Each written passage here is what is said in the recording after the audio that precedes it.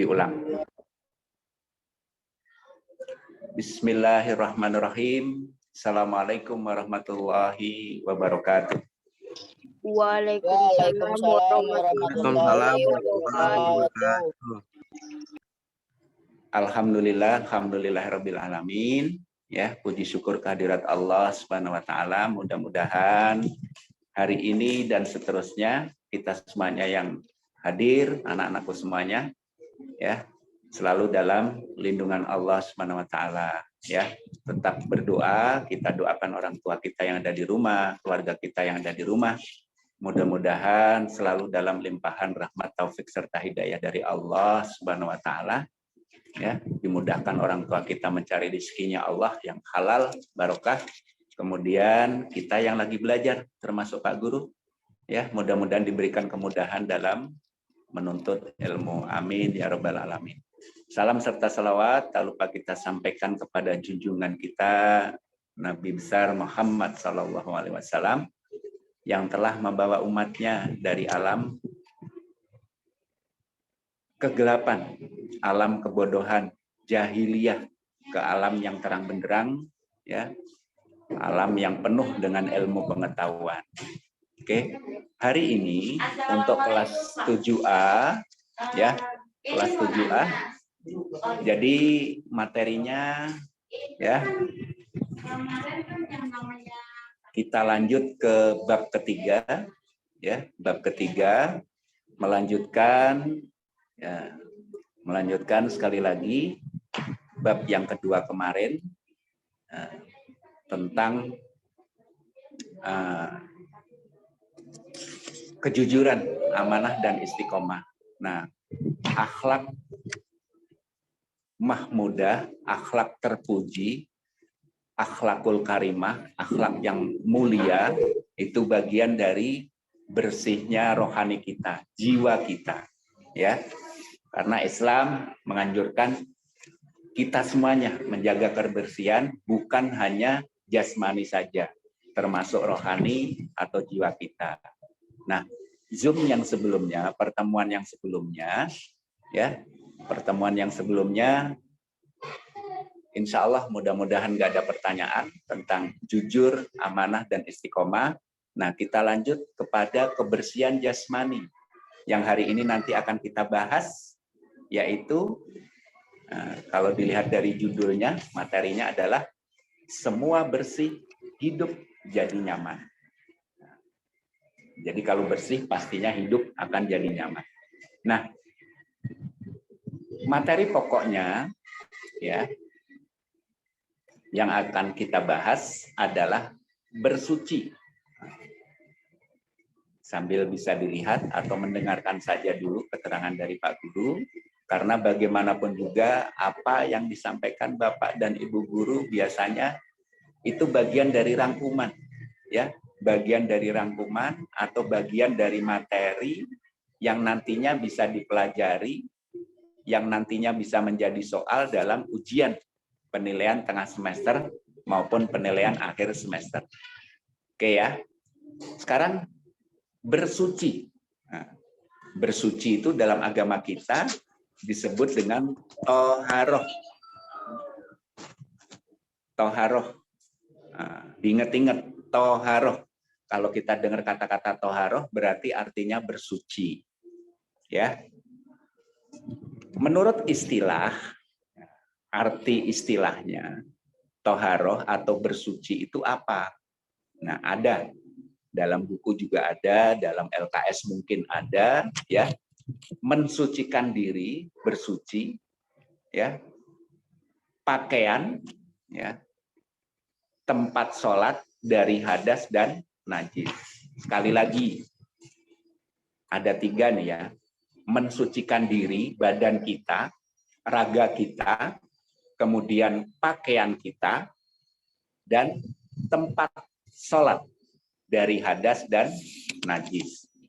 Nah, itu pengertian sederhana tentang toharoh.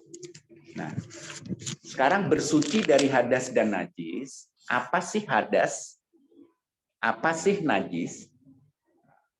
Harus tahu nih bedanya. Jangan sampai nggak tahu. hadas apa, najis apa. Ya. Nah, sekarang satu-satu, pelan-pelan didengarkan, jangan sampai ya melakukan kegiatan lain. Hadas, hadas itu suatu keadaan, ya, tidak sucinya kita atau seseorang karena sebab-sebab tertentu, ya, karena sebab-sebab tertentu yang mengharuskan kita bersuci dulu, ya, biar kita sah sholatnya. Sekali lagi, hadas adalah, ya, hadas adalah keadaan tidak sucinya seseorang, ya, tidak sucinya seseorang karena sebab-sebab tertentu. Apa sebabnya? Ya. Sehingga kita tidak sah untuk melaksanakan sholat. Apa sebab-sebabnya? Nah, sekarang yang pertama, kita tahu dulu hadas dibagi menjadi dua. Kalau najis 3, nanti ya diingat-ingat, kalau hadas 2. Yang pertama, hadas besar. Apa yang bikin kita menjadikan diri kita akhirnya berhadas besar sehingga kita tidak sah sholat sebelum bersuci? Ya, ingat-ingat hadas besar apa aja? 1, ya, 1, keluar mani, baik karena mimpi maupun hal lain.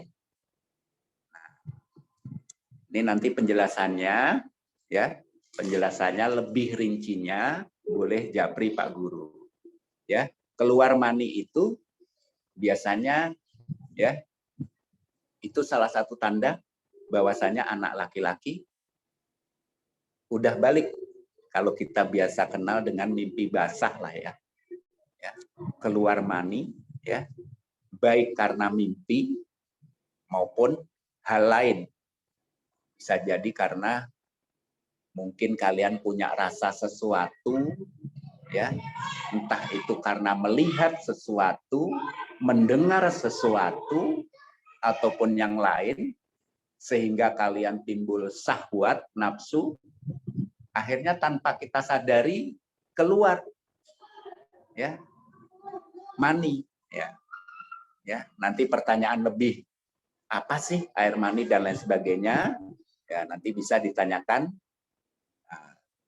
di luar materi ini nanti setelah selesai Zoom, ya. Jadi keluar mani itu menyebabkan kita berhadas besar, ya, hadas besar, baik itu karena mimpi maupun hal lain, bisa jadi karena kecapean, karena melihat sesuatu yang akhirnya menimbulkan syahwat atau nafsu, mendengar sesuatu yang akhirnya, atau sebab lain lah ya, kecapean bisa jadi dan lain sebagainya, karena olahraga terlalu keras dan lain sebagainya. Yang kedua, jima, bersetubuh suami istri, ya. Jadi hubungan suami istri itu bersetubuh atau bahasa lainnya jima, nah, itu menyebabkan kita berhadas besar, ya. Kemudian yang ketiga, keluar darah haid. Nah, ini pastinya anak perempuan ya. Anak perempuan, ya. Nggak ada anak laki-laki yang haid, nggak ada, ya. Keluar darah haid, ya, mungkin udah familiar, udah mengenal lah ya istilah haid untuk anak perempuan, atau tamu bulanan, atau datang bulan, ya. Atau bahasanya lagi apa ya, ya pokoknya haid lah ya, menstruasi. Nah, kemudian nifas, ya, nifas, darah setelah melahirkan, ya.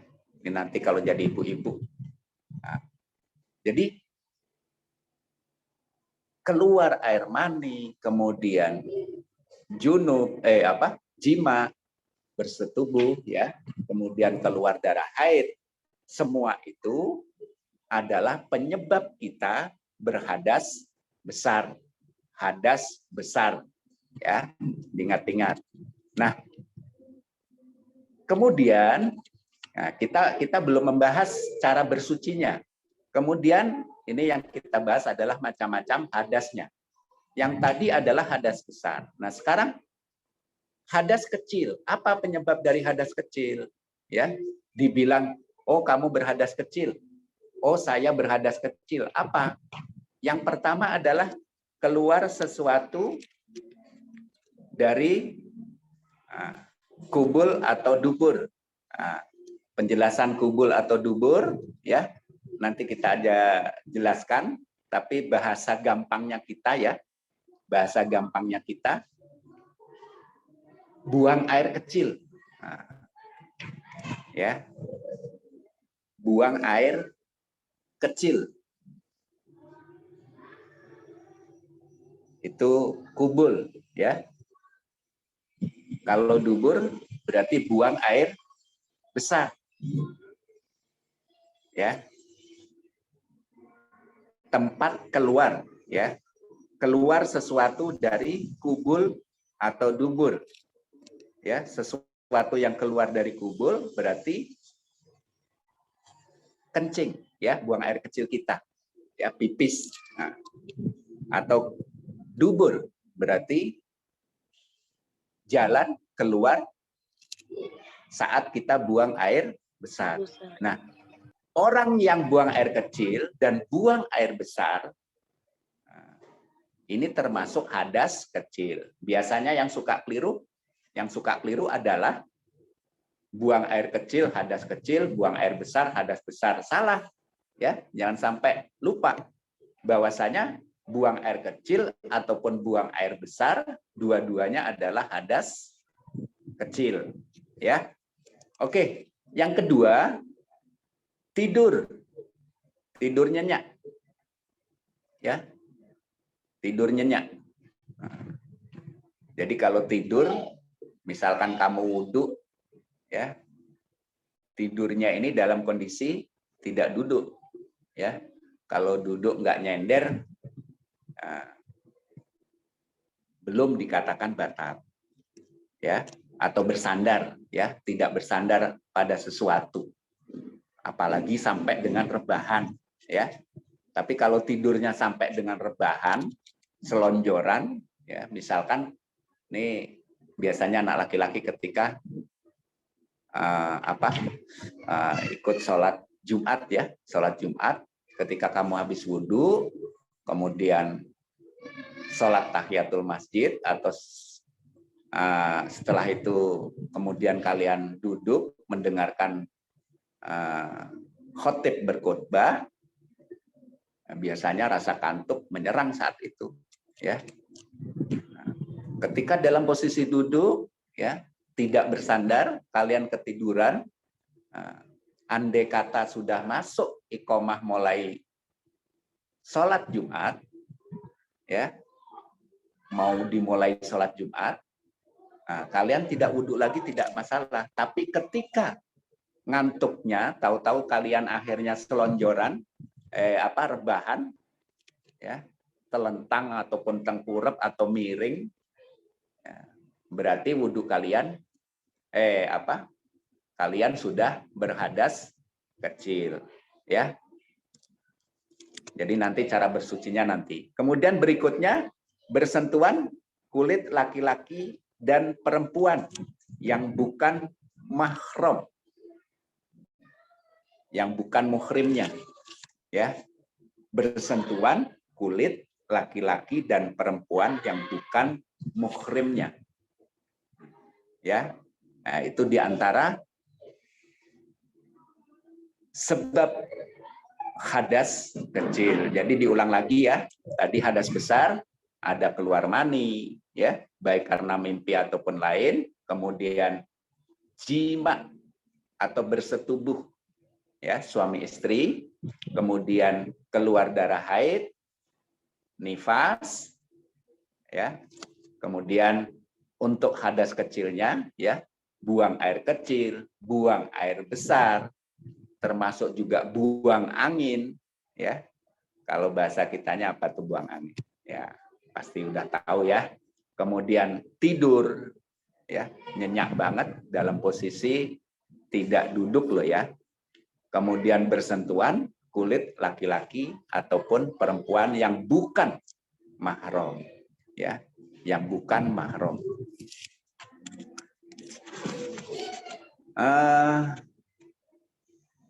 Sekarang cara bersucinya. Nah, untuk hadas kecil, biar kita sah melaksanakan sholat, ya, biar kita sah melaksanakan sholat, bersucinya dengan wudhu. Nah, kalau misalkan habis buang air kecil, mau melaksanakan sholat, berarti kita harus wudhu terlebih dahulu. Ya, nanti semuanya wajib tahu tata cara. Ya, tata cara wudhunya harus benar, baik, karena nanti di kelas 9 kalian akan ujian praktek, ya, berwudhu. Nah, kemudian yang hadas besar itu cara bersucinya, ya, cara bersucinya dengan mandi wajib. Nah, mandi wajib kalau istilah kita apa ya? Yang bahasa mandi basah lah ya. Ya pastinya semua mandi basah ya. Kenapa biasanya suka dikatakan mandi basah? Karena ya beberapa ada yang mungkin karena ya semua badan harus dibasahin termasuk rambut gitu loh. Kalau mandi biasa mungkin rambut ada beberapa yang tidak sempat dibasahin ya, apalagi yang mungkin rambutnya terlalu bagus atau apa. Kalau mandi-mandi biasa mungkin rambutnya pakai apa itu, ditutupin pakai plastik atau apa biar nggak kena sabun atau mungkin nggak kena air. Tapi ketika mandi wajib, mungkin karena itu ya, akhirnya semuanya dibasahin, maka biasa orang mengenalnya mandi basah ya. Tapi yang jelas mandi wajib ya.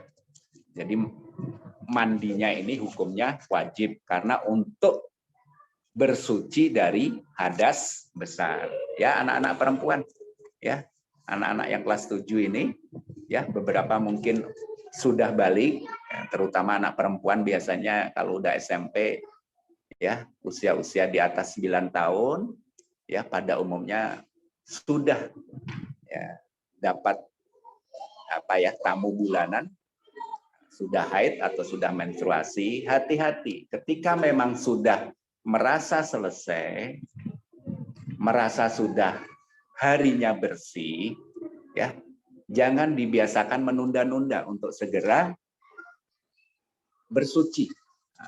Ya, jangan sampai ditunda-tunda, kecuali ada alasan tertentu lah ya, karena mungkin yakin karena belum bersih dan lain sebagainya. Tapi ketika memang sudah bersih, kemudian ya dengan alasan males lah karena pengen sholat atau apa dan lain sebagainya, jangan.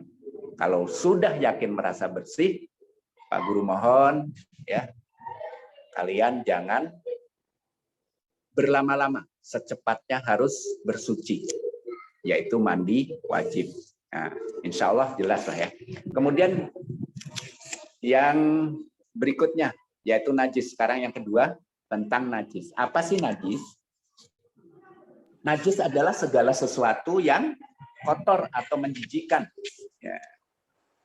Segala sesuatu yang kotor atau yang bikin jijik kita, itu najis. Menurut agama, harus disucikan dengan air. Nah, harus disucikan dengan air yang suci, lagi mensucikan. Nah, sekarang macam-macamnya najis.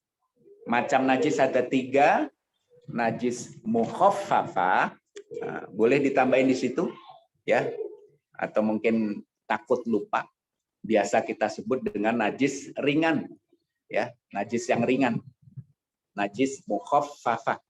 Nah, ini di SD insya Allah sudah lah ya, diajarin sama bapak atau ibu guru agamanya. Jadi kita hanya sekedar mengulang. Makanya kalau hal yang sudah diulang, jangan sampai nggak ngerti. Harus semakin paham, semakin hafal. Najis ringan atau najis mukhaffafah. Apa najis ringan itu?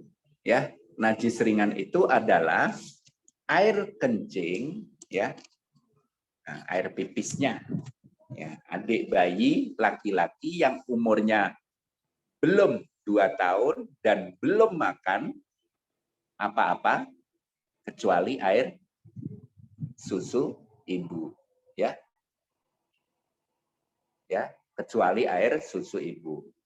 Diperhatikan, najis yang ringan, air kencing, adik bayi laki-laki, ini digaris bawahi laki-laki, ya, laki-laki. Yang mana?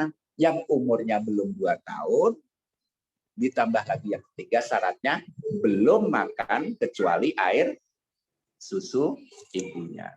Nah, itu namanya najis ringan atau mukhaffafah. Nah, najis ringan itu sendiri, ya, cara mensucinya simple, hanya dipercikkan air pada tempat yang tadi dipipisin, yang kena pipisnya adik bayi, ya. Atau mungkin kita, ya, itu syaratnya saja dipercikkan air, ya. Tapi kalau kita pastinya ya udah langsung aja diguyur atau mungkin dicuci sama seperti yang lain, ya silakan.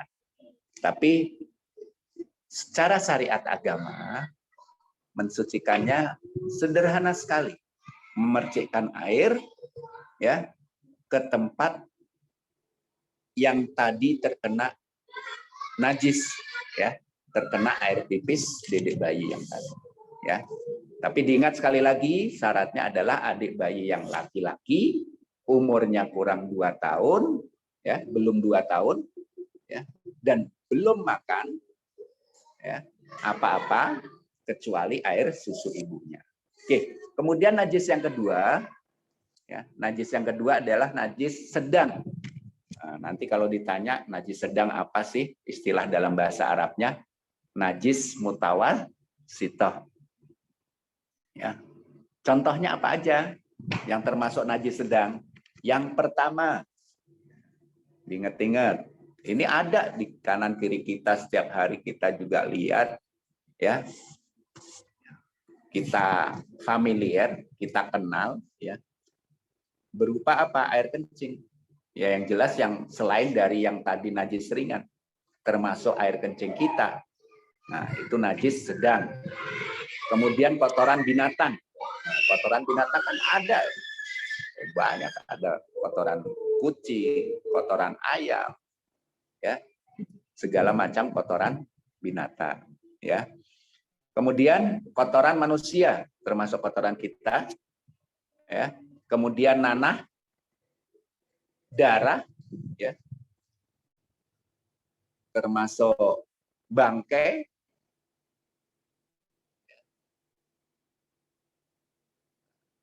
jadi itu termasuk najis sedang atau biasa kita sebut dengan najis mutawassithah.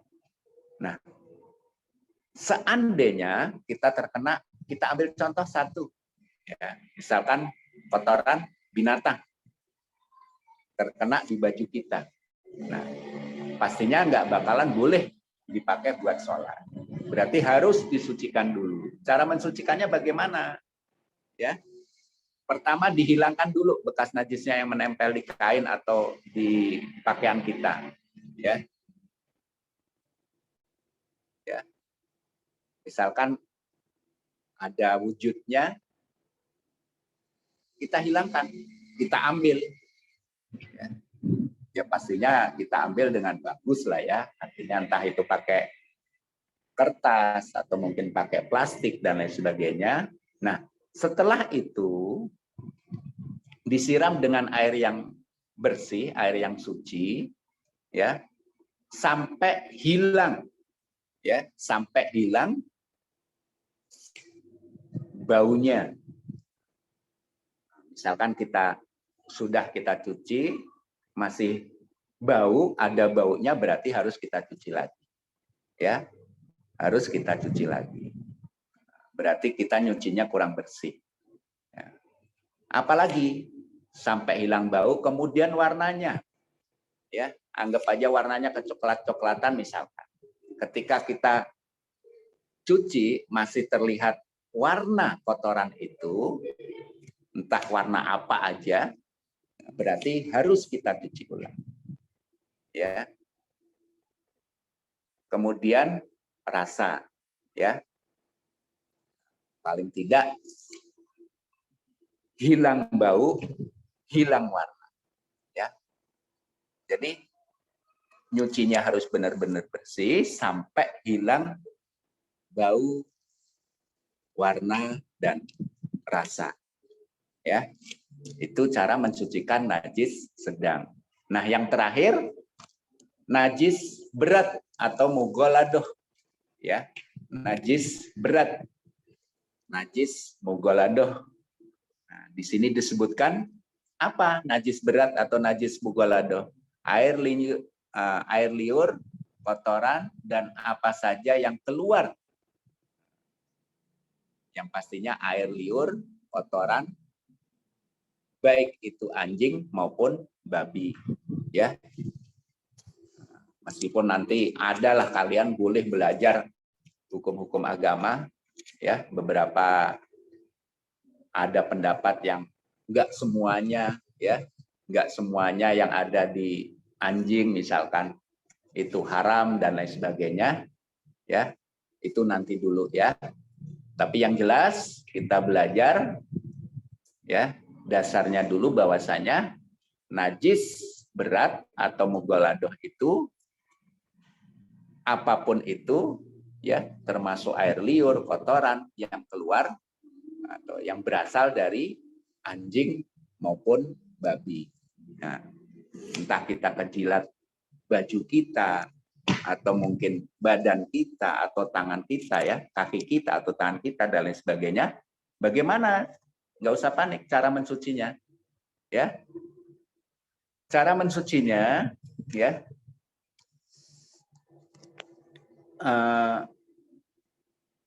dibasuh 7 kali, ya, 7 kali. Nah, ini ajaran dari Rasulullah SAW. Ada hadisnya, riwayat Muslim. Nah, sucinya tempat perkakas salah seorang dari kamu apabila telah dijilat anjing, hendaklah mencuci benda tersebut sampai 7 kali. Nah, permulaan dari 7 kali, yang pertama, ya, sebelum dicuci pakai air, ya, yang pertama itu digosok-gosok lah, ya, pakai tanah yang suci pastinya atau debu yang suci. Jadi cara mensucikan, ya, makanya ada beberapa saudara kita yang muslim mungkin ada yang memelihara, ya, terlepas itu ada perbedaan pandangan, penilaian, yaitu nanti aja dulu, ya. Ada beberapa saudara kita yang muslim yang memelihara, ya, ada yang memelihara anjing. Nah, itu nggak masalah, ya. Tapi yang jelas apabila kita terkena jilatan ataupun kotoran, baik itu dari anjing ataupun babi, nggak usah panik, ya. Kita diajarin sama Rasulullah SAW, cara mensucikannya adalah dibasuh 7 kali, ya, dengan air. Nah, yang pertama permulaan itu digosok atau mungkin bersihkan pakai tanah ataupun debu yang suci, ya, pakai tanah ataupun debu yang suci. Insya Allah itu semua bisa, ya, mensucikan najis-najis yang ada di badan kita ataupun di pakaian kita, ya. Jadi sekali lagi, ya, pertemuan kita kali ini bahasan tentang toharo masih sebatas hadas dan najis. Bahasanya masih banyak, ya, berkaitan dengan wudhu, kemudian mandi wajib dan tayamum. Kita masih membahas tentang ya, hadas dan najis. Baik itu macam-macamnya maupun cara mensucikannya. Sekali lagi, cara mensucikannya, ya. Nah, kemudian yang terakhir sebelum kita tutup, benda-benda, kita harus kenal dulu benda-benda apa saja sih benda-benda yang bisa dibuat untuk bersuci. Yang pertama yang jelas adalah air, ya. Yang jelas yang kita kenal adalah air, dapat dipakai untuk wudhu, kemudian mandi wajib, kemudian ya membersihkan benda-benda yang terkena najis, pastinya air ya. Kemudian debu. Nah, kapan debu itu bisa dipakai untuk bersuci? Ketika memang tidak ada air, ya. Ketika memang tidak ada air, bisa jadi karena musim kemarau, ya. Bukan berarti terus kita nggak wudhu, akhirnya nggak sholat, bukan. Ya, kita nggak mandi wajib, akhirnya nggak sholat dan lain sebagainya. Bukan. Ketika tidak ada air, ya, bisa jadi karena ada musibah apa dan lain sebagainya. Ketika musim kemarau, ya pastinya ketika dalam perjalanan bisa jadi karena nemu air susah misalkan, ya udah kita pakai debu yang suci. Nanti kita ajarin cara bertayamum, ya. Simple kok ya, sederhana. Kemudian yang ketiga, kertas. Ya, di situ ada kertas, tisu atau daun kering. Apa sih? Buat apa kertas? Nah, buat istinja. Nah, ada istilah itu boleh digarisbawahi atau dikasih dalam kurung. Ya, istinja itu buat bersuci, ya, membasuh. Nah, ya, ketika kita habis buang air kecil ataupun buang air besar. Ah, Pak, jorok dan lain sebagainya. Bukan. Ya, ini bersuci, ya, ini tuntunan syariat. Bisa jadi satu saat misalkan, ya, misalkan kita di tempat yang jauh nggak tahu di mana, mungkin di hutan ataupun di apa, kebetulan kita nggak nemu air, ya habis pipis ketika mau sholat, berarti kita, ya bukan berarti habis pipis sudah selesai, bukan, hati-hati, ya, hati-hati, ya. Jangan dibiasakan nih terutama anak laki-laki habis main bola karena kebelet pipis, habis pipis ya karena memang nanti celananya nggak dipakai sholat, udahlah nggak apa-apa, nggak usah bersuci dan lain sebagainya. Jangan. Coba cari ada kertas nggak yang bersih, ada tisu nggak, ada daun yang kering nggak dan lain sebagainya. Buat apa Pak? Ya buat bersuci. Ya, nah, nanti diajarkan ya kalau kita udah tatap muka ya. Bagaimana teknis, ya, bukan diajarkan yang sebenarnya loh ya, nggak boleh dikasih contoh, misal seperti apa. Kemudian batu dan kayu. Loh, batu buat apa Pak? Ya tadi sama dengan kertas, buat istinja, membersihkan, ya, membersihkan tempat keluar. Apa? Ketika kita habis buang air kecil maupun buang air besar, ya, membersihkan kubul ataupun dubur kita. Nah, emang bisa Pak setelah itu ya kalau tidak ada air ya memang harus seperti itu tuntunan, ya. Emang sah Pak, padahal kan nggak mungkin bersih sebersih-bersihnya, ya semampunya, semaksimal mungkin. Yang penting sudah usaha, ya. Bisa jadi karena kita belum pernah ngerasain kemarau yang seperti apa, ya, atau mungkin kita pernah tersesat di hutan, kan belum pernah. Bisa jadi ada yang pernah tersesat di padang pasir atau mungkin di hutan atau mungkin di gurun yang di situ tidak ada apa, tidak ada air, ya berarti ya itu tadi alat-alatnya. Kalau nggak ada kertas, ya cari batu, kayu, atau kalau toh terpaksa ya cari sesuatu yang bisa menyerap, ya, bisa menyerap. Ada daun kering dan lain sebagainya. Oke ya. Jadi sekali lagi itu pertemuan pertama kita pada kesempatan kali ini untuk bab toharoh atau bersuci, dibahas baru hadas, kemudian najis, baik itu macamnya maupun cara bersucinya. Oke. Mungkin ya kurang lebihnya seperti itu, ya. Jadi sekali lagi nanti dipelajari di rumah buat persiapan penilaian tengah semester, jangan sampai tidak belajar, tetap semangat, meskipun kita ya BDR, belajar dari rumah, ya mudah-mudahan tidak akan lama lagi. Kita doakan ya musibah yang melanda negeri kita segera berakhir, ya termasuk corona dan lain sebagainya. Apalagi kalian semuanya sudah melaksanakan vaksin, mudah-mudahan kebal dari segala macam penyakit.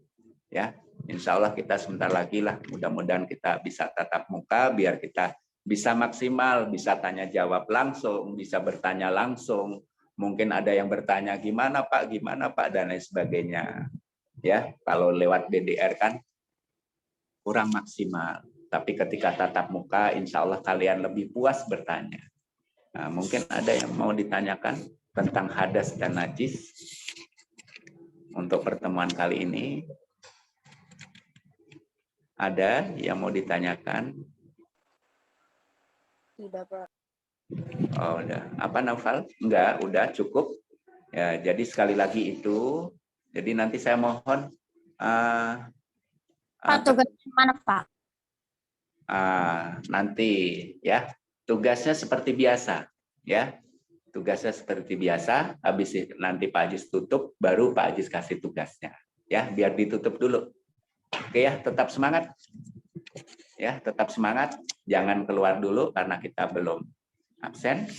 Sekali lagi, kurang lebihnya mohon maaf. Wa'alaikum minkum. Assalamualaikum warahmatullahi wabarakatuh. Waalaikumsalam warahmatullahi wabarakatuh.